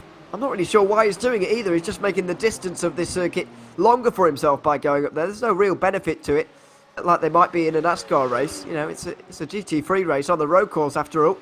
But there must be a reason for him going up high like that, and there's certainly a reason for Challenger to do it here. Outside line. This is not helping any of them. Beeman and Challenger fighting over 4th place. Butler would really rather get involved and get organised here, but if this continues, Andy Miller is going to finish second. Yeah, for sure. Andy Miller is going to be able to sort of just stay out and keep everyone at an arm's reach back, which I'm sure is his plan. He's not going to be playing with second place. Andy Miller, that is a huge result for that Ferrari. And Ferrari in general, to be honest, because in iRacing, it's sort of that mid-car. They're sort of just average everywhere. It doesn't really ever excel. So if Andy Miller to get that podium would definitely be a fantastic result. And he's definitely been helped by the 3 in behind him. But I'm not complaining. It's not helping them, but it definitely looks cool for Neil Butler, Callum Beeman and Christiansen. They are putting on a mighty good show, and fingers crossed the same happens here between Dirk Bounce and James States. This is what happened to Greg Schill, who unfortunately has really had a poor showing here at Daytona. A little bit wide going on to the oval, over the curb there on the exit, and that just did unsettle the car just a little bit, which, yeah, they didn't take grass or gravel, just took a bit of a dip in terms of the curb to send that Porsche around. Now into the bus stop chicane for the pro leaders. Now Neil Butler might well just be grabbing a whiff of slipstream from that Ferrari now, because the gap's 0.8 of a second. Miller not quite with enough in these final moments. Final 6 minutes coming up, final 4 laps. By the looks of things at the line here, it is going to be final 4 laps of this race. Butler, Beeman going to be in a line here, working together, are they? Beeman is going to stay behind Butler, but that's going to allow Chatterton to get to the outside line again. But it might well be unsuccessful again. That's been the story of the last few attempts anyway. Not been able to go there.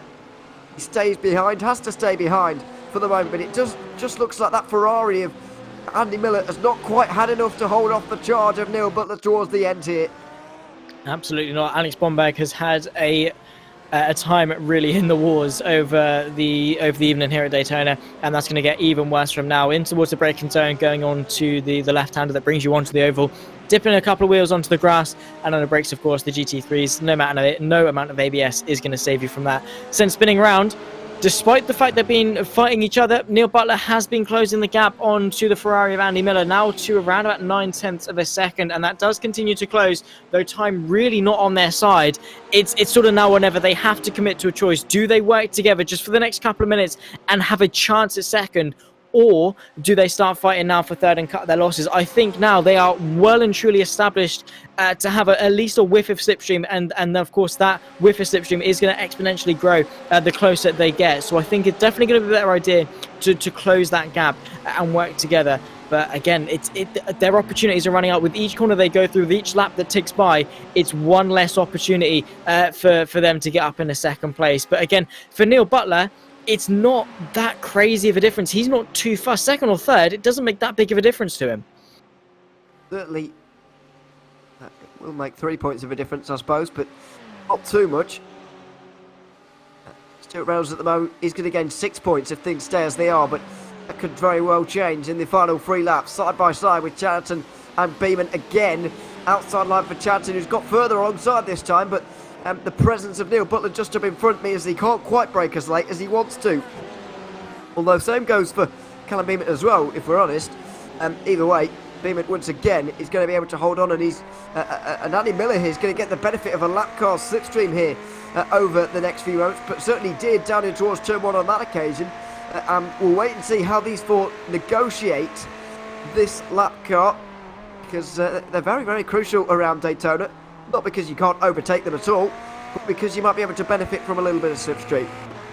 Yeah, definitely. Lap traffic is always going to play a factor. It has, even in the sprint format that we have here for World Series East, it still plays a big factor, not quite to the extent of endurance races. There's Stuart Viners and Michael Patterman running side by side. Bit of a twitch there from the 75 Porsche as Stuart Viners tries to crawl herself into second. Now is handing the victory on a silver platter to John Williams, who's about 3 seconds in front. This is how it happened. You can see there Michael Patterman in the Porsche to the outside. Again, time and time again, this move just hasn't worked. And as you get, it works for sort of the first half of the corner. Then you get to the apex, and that car on the inside just has the much better run through. And it really does help him. This is Andy Miller onto the back of the Audi, who goes to the wide line to allow him through. That whiff of slipstream, though, might aid him or a bit of side drafting as well from the Audi, might aid him in opening that gap back up. And of course now, is Neil Butler going to catch the Audi before they close into the next corner? Because that, again, could be telling of whether or not Andy Miller can sort of grow the gap just that little bit more to help him in the final 3. Well, Beeman's got him out of jail there by pushing him through the triangle, and Chanton finally to the inside. He's been waiting for this for a long time, and now he's finally got that inside line. He's got the position as well. That's why Beeman was protecting it so valiantly, but now Chatterton got one sniff of it, and he's taken the opportunity. Down the inside he goes, up into 4th place, and might even start giving Neil Butler a bit of a hard time here as well, as they try and negotiate this Audi. It's going to be side by side towards turn 4 there between those two. It's Juho Ruutunen and Francois Perdreau fight in towards the bus stop chicane. That's surprised Perdreau wanted to do that, but on this occasion he was on the good side of a side by side battle into the bus stop. Yeah, for sure. Perdreau has had some questionable moments over the course of the season so far, but for the most part has been able to keep it clean. But yeah, final, what is it now? A minute and a half of this race. We're on to the final couple of laps. At least here's Edward Packer crawling into the pit lane. He had a bit of an off earlier on and is now unfortunately going to be calling it a day. Not entirely sure as to why. Here's Michael Patterman, the send maybe. Thought about it. Stuart Viners was not phased by that at all. He is so calm and composed. He knew that was a bluff from the Porsche. He certainly held his line through the International Horseshoe there. So final minute of this race coming up. Even Navarro de Boiva catching these two now, with James Slates and Dirk Bounce separated by not very far at all. This Audi, well, I don't think it's the same Audi, is it? But there's another Audi now in front of Andy Miller, and that's surely going to secure him second. Neil Butler could well get freight trained here. Chris Chatterton through onto the final lap. They go. Oh, it's off the road for Harry Wills into the, or out of the bus stop chicane, I should say. Side by side, Chatterton's up to 3rd place. This has been a remarkable recovery and a remarkable race from him in the final few moments. Michael Patterman to the inside of Stuart Widerson. There's a successful move. Another one into the bus stop chicane there between those two, as Chatterton now goes wide at the International Horseshoe. Butler cuts across his nose and is back to 3rd. Oh my word, really kicking off now, ramping up on this final lap. They've lost any chance of trying to catch the Ferrari of Andy Miller, but on to the final lap now.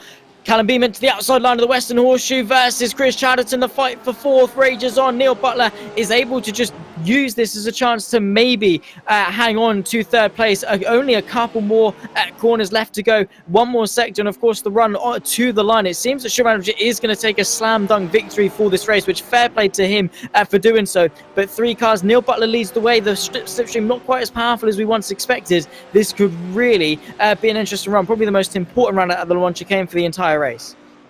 Absolutely, it certainly will be. Out towards the bus stop for the final time we go. Butler will be in front here. Oh, a bit of jockeying for position. Beeman wanted to get into the middle position there, but wasn't able to. And Butler gets a good run through here. Andy Miller has had a ball run through the bus stop though, and there may well be a late change here. So we see Stuart Reynolds out in front. He's going to win race 2 in Daytona to keep his championship chances alive as they can be at this particular point. Neil Butler now trying to get involved. It's going to be 3 wide. Jonathan's going to try and go to the outside. He's going to push him instead through the middle. Neil Butler gets into second, Jonathan third, and Andy Miller misses out on the podium entirely. How has that happened? I'm not too sure. Andy Miller just made a complete fluff of that final run through the Le Mans Chicane, and that's gutting for him because he was doing so well, and it was one small mistake on that final lap. We see John Williams now through the final couple of corners to take the win for the Pro-Ams, but Andy Miller, that is heart-wrenching for him in that Ferrari. Certainly is, as John Williams comes up towards the line for a really important win for him. With Lucas Romano down in 10th place, he's going to gain 27 points as Michael Patterman just beats Stuart Reynolds to the line. There for second in Pro-Am as well. As meanwhile, down in the AM category, it's going to be James Slates who takes the win here. He's just coming up towards the bus stop again now, but a very important win for James Slates as well, who will get himself into second place in the championship. What a dramatic race it's been in the AM category. Yeah, big time changes for the AMs. I mean, the 2 prime teammates, Lewis Boubier and Connor Botting, have had stinkers this race. It's not something we often see from them to have complete and utter, like, throwaways. Oftentimes it's like they really excel in one race, then get unlucky in the other one, like we saw with Lewis Boubier a little bit earlier on in the season with his race 2s. It's very rare you see them have like big bad rounds. Ooh, side by side here, a bit of argy-bargy. James Slates take the wins for the AMs. A bit of lap traffic getting involved. Oh, bit of a crash as well as they cross the line for good measure. But yeah, big moments in this race for the AMs. It's really opened the championship wide open for Bathurst.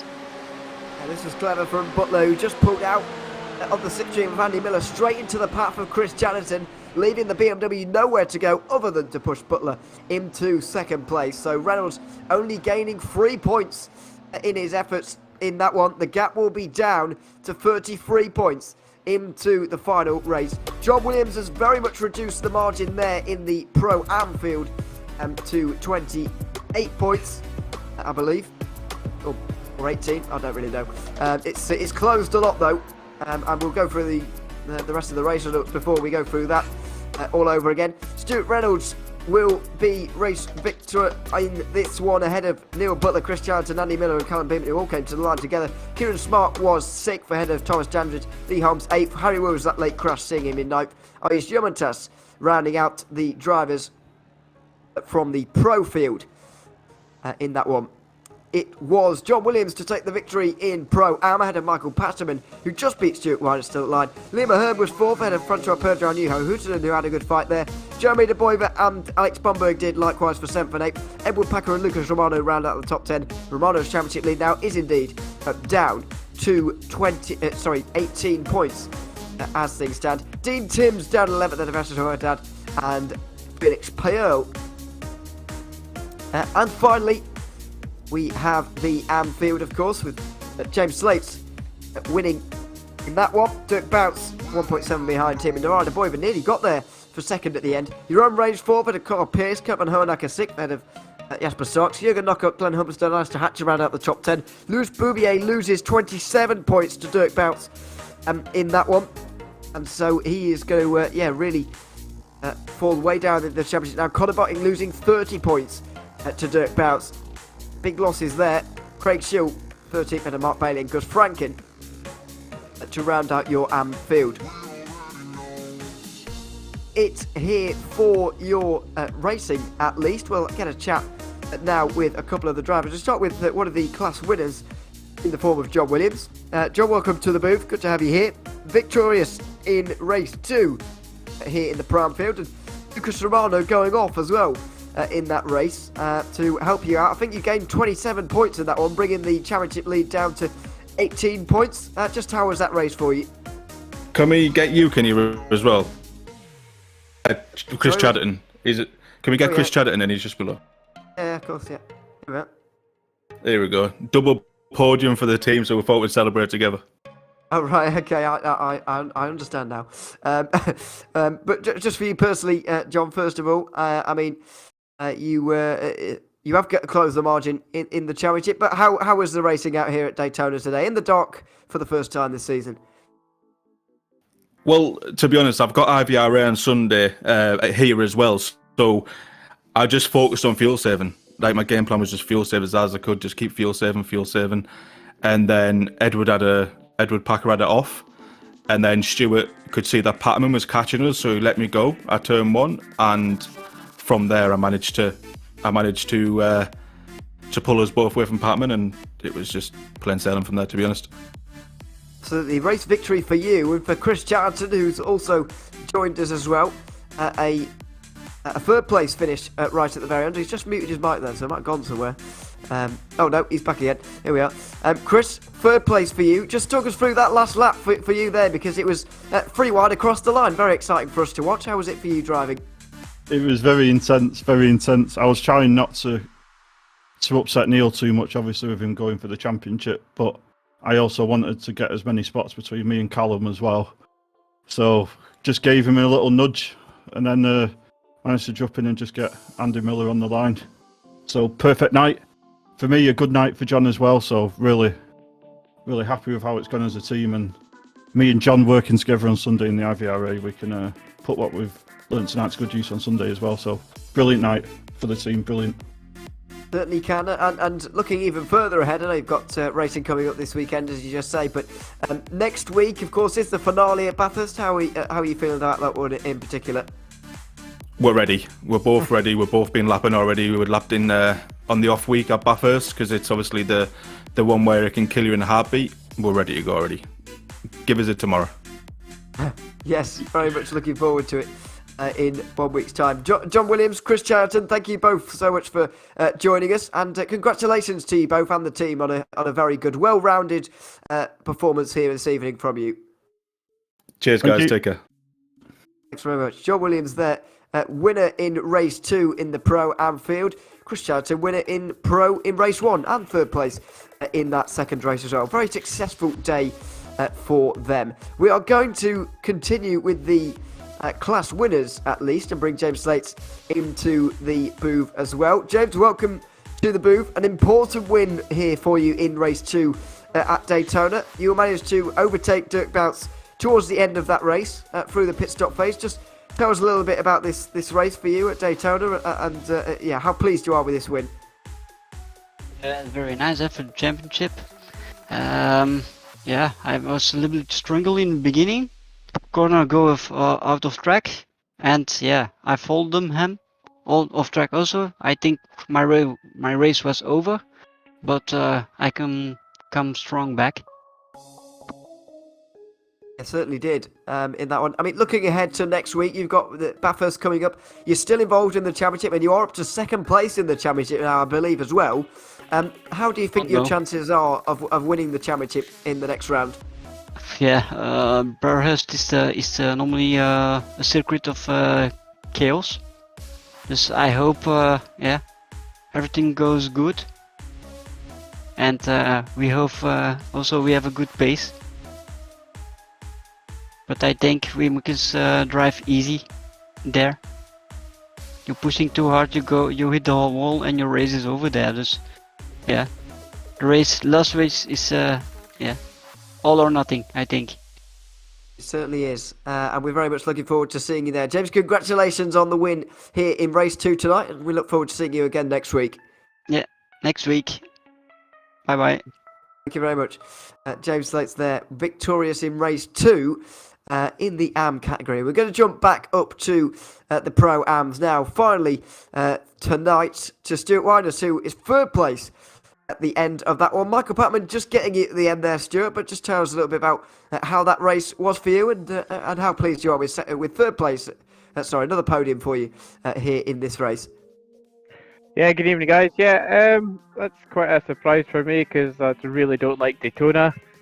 So yeah, race 1 was, well, mucked up qualifying by getting 2 off tracks in both my laps, so that didn't help. And I just thought I'll just sit and wait and try and come through, see how far I can come through. And then race 2 was like, oh well, took the lead in the first part, and then I kind of helped me and John kind of work together, try and pull away a bit further. So it was a good race. Quite enjoyed it. Quite enjoyed just following Slipstream and John for most of the race. So yeah, it was okay. It certainly was, and you mentioned there that you don't like Daytona. What about Bathurst? We've got that coming up next week. How are you feeling about that circuit? Yeah, that's another bogey track. Yeah, I don't like that either. So, oh no, who knows? It could turn out like how it turned out tonight. So I don't know. I might be practicing. You never know. You never ever know. Stuart, congratulations on third place here in race 2 tonight, and we look forward to seeing you again one final time for this for the final round next week. Cheers, thank you guys. See you later. Thanks very much. Stuart Wyners, third place in race 2 in the Pro Am category. That's just about going to do it though from us here tonight in the IMB World Series GT3 Championship. We've had all races but one here now. Bathurst coming up next week. Make sure you join us for that, and make sure you join us for the US Championship as well, as that also comes down to the wire. Still 3 championships to settle though here in the IMB World Series GT3 Championship next week. We hope that you will join us at Bathurst in 1 week's time. But for now, from me, Ewan O'Leary, from Zach Twinny alongside me, and from David Christie behind the cameras, it's goodbye for now.